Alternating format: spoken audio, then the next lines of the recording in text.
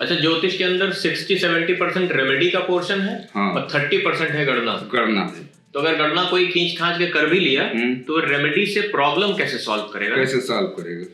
और जब तक कोई समस्या का समाधान नहीं होगा, तो वो चाहे डॉक्टर हो या एस्ट्रोलॉजर हो, बेकार है। बेकार। अच्छा, आपके हिसाब तो गुरु, भाई गुरु के बारे में अगर देखा जाए तो गुरु के बारे में तो गुरु ही केवल जान सकता है। बाकी कोई क्या जानेगा? ठीक बात है ना।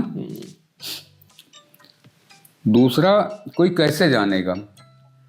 दूसरा तो केवल गुरु के द्वारा दिए गए ज्ञान से ही गुरु की परख कर सकता है। कबीरदास जी ने अपने दोहों में बहुत वर्णन किया गुरु का, है ना।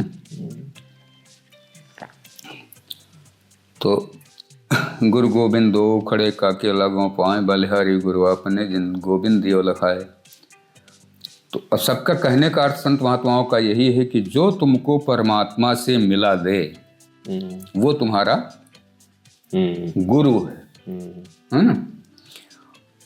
और जो केवल परमात्मा तक पहुंचने का रास्ता दिखाए वो गुरु है, लेकिन वो सतगुरु नहीं है।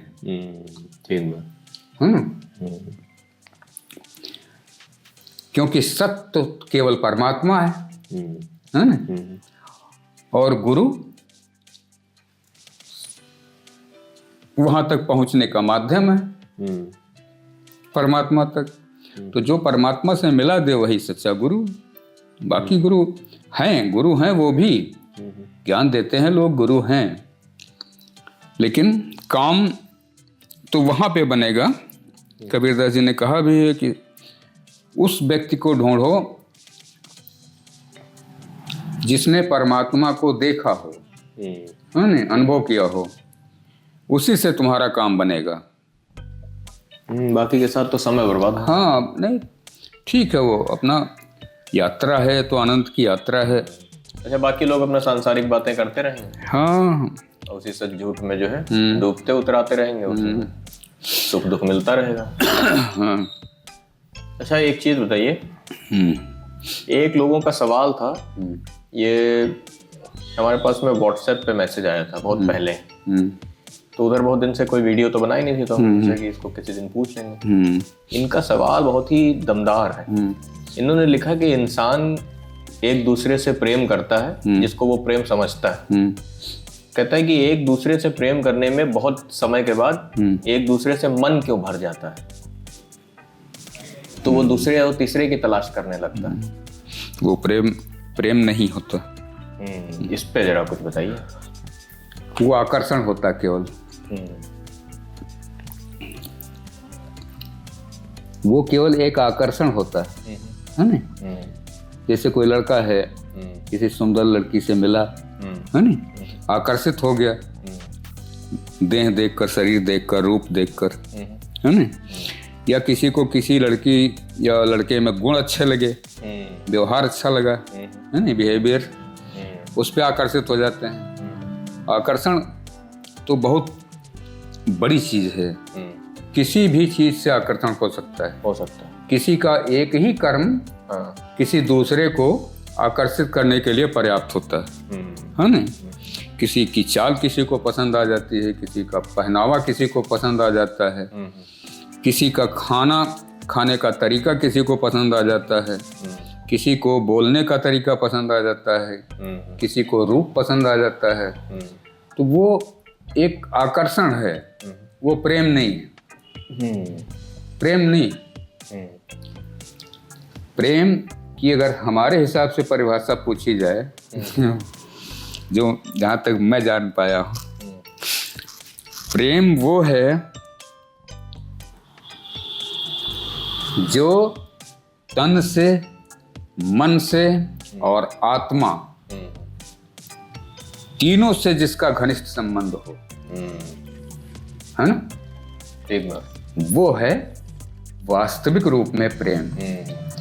ऐसे प्रेम की क्या बात है कि अगर लड़के का लड़की से प्रेम है, लड़की रोगी हो जाए, चाहे बूढ़ी हो जाए, है ना, वो है असली बात। वो प्रेम खत्म नहीं हो सकता, क्योंकि वो शरीर से मन, मन से आत्मा तक पहुंच गया। और जो अच्छे बुरे के पार हो गया ना। हाँ, वो जब आत्मा में कोई चीज प्रवेश कर गई तो वो बाहरी चीज से उसका कोई हाँ, फिर शरीर और मन क्या सोच रहा है, क्या देख रहा है, क्या कर रहा है, कोई मतलब कोई फर्क नहीं पड़ता उससे। हाँ, ये जो चलता रहता है सब सिर्फ आकर्षण है। ये सिर्फ आकर्षण है और शरीर तक रहता है। ये सिर्फ शरीर तक रहता है। शरीर और मन ज्यादातर, बहुत पहुंचा तो मन तक, भाई मन के विचार, है नहीं, मन के हिसाब से उसका सोचने का तरीका, बोलने का तरीका, खाने पीने उठने बैठने का तरीका, ये है। तो प्रेम मेरी परिभाषा में तन, मन और आत्मा तीनों से जब किसी को प्रेम होता है, वो अविनाशी होता है, वो अनंत काल के लिए होता है।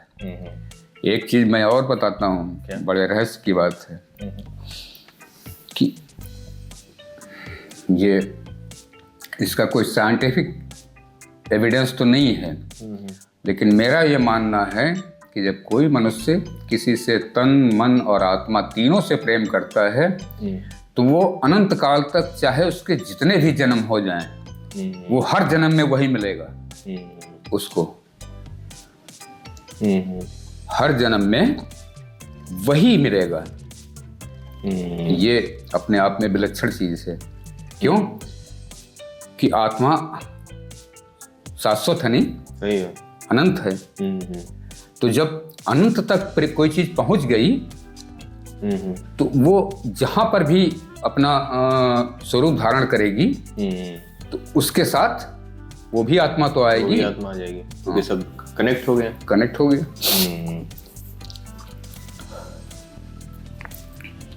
इसीलिए वो कृष्ण अर्जुन से कहते हैं, हाँ, कि हम लोग बार बार पैदा होते रहते हैं। हाँ, बार बार मिलते रहते हैं, क्योंकि वो जो उनका प्रेम है भक्त और भगवान का, है नहीं, या कोई मनुष्यों का भी अगर आपस में ऐसा प्रेम है तो वो भी बार बार मिलेंगे। मनुष्य में तो प्रेम इस लेवल पे जा सकता है, आपको ऐसा लगता है? हाँ, कुछ आत्मिक लेवल पे प्रेम जा सकता है, लेकिन बहुत रेयर केस। आत्मिक लेवल पे प्रेम चला जाएगा, हाँ, तो एक मनुष्य दूसरे मनुष्य के अंदर बुराई देखना बंद कर देगा ना। बंद कर देगा, बिल्कुल। जब तक वो बुराई देख रहा है तब तक वो आत्मिक लेवल पे पहुंचा ही नहीं ना। बुराई का सीधा सा अर्थ है, हमने बताया ना कि आकर्षण है लोगों का, कि कोई शरीर से आकर्षित है, रूप से, कोई उसकी बुद्धि से, कोई उसके बल से, ताकत से, कोई उसकी वाणी से, कोई उसके उठने बैठने, चलने फिरने, खाने पीने के ढंग पे। लेकिन प्रेम नहीं है, ये आकर्षण है। ये आकर्षण समय के साथ कम हो जाएगा, ये दूर खत्म हो जाएगा। क्यों खत्म हो जाएगा? कोई मान लो कोई लड़का किसी लड़की से या लड़की किसी लड़के से प्रेम करती है, अब मान लो वो रोगी हो गया, सीरियस, गंभीर रूप से, वो छोड़ देगा खट से।